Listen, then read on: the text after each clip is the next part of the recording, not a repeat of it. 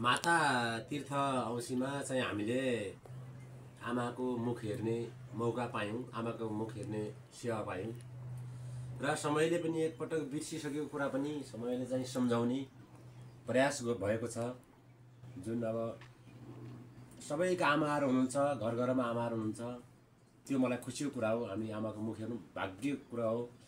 र म एउटा के भन्न चाहन्छु भने अब हाम्रो चाहिँ आमा हुनुहुन्न, हाम्रो आमा स्वर्गमा हुनुहुन्छ, आमा समयमै छोड्नुभयो। त्यसकारण आमाले बच्चा अवस्थामा भन्नुहुन्थ्यो कि अब आमा तिमीले के गरी खाउला र के गरौला र के सिप सिकेको छौ र केही गर्न सक्दैनौ भनेर आमाले भन्थिन्। अनि हाम्रै आमाका छोरा मात्र थिए, लक्ष्मी भनेर छोरी चाहिँ थिएनन्। त्यही भएर आमाले धान कुट्न पठाउँदाखेरि अरू सबैका छोरीले धान कुट्ने, निफल नाफल पार्ने, तर हाम्रोमा चाहिँ छोरा मात्रै यस्तो कामै नजान्ने। त्यही भएर मैले आमाको वचन याद गरिराखेको थिएँ।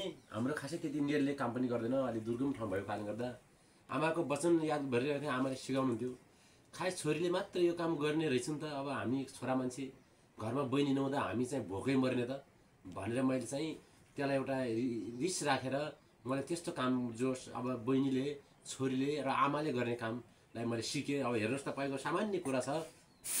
ल यस्तो मजाले चामल नबनाएको छु घरमा चाहिँ बिहे मात्रै हुन्छ कि अब छोरी पनि नहुने, अब यो काम सिकिया छ, यही हो। हेर्नुहोस् यस्तो बनाएर बनाउँदाखेरि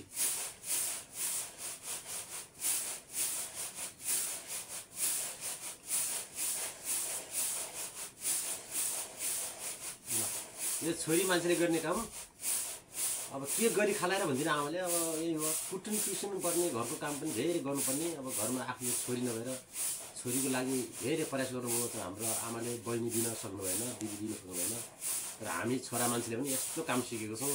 गरे हुन्छ हजुर, गरे पृथ्वीमा सब हुन्छ। ल हेर्नुहोस्, ल मेरो कुरा यही हो। मैले यही आफ्नो कला देखाउन खोजेको थिएँ र आज आमाको याद र आमाको मुख दिने समयमा आमाले दिएको नासो यही हो।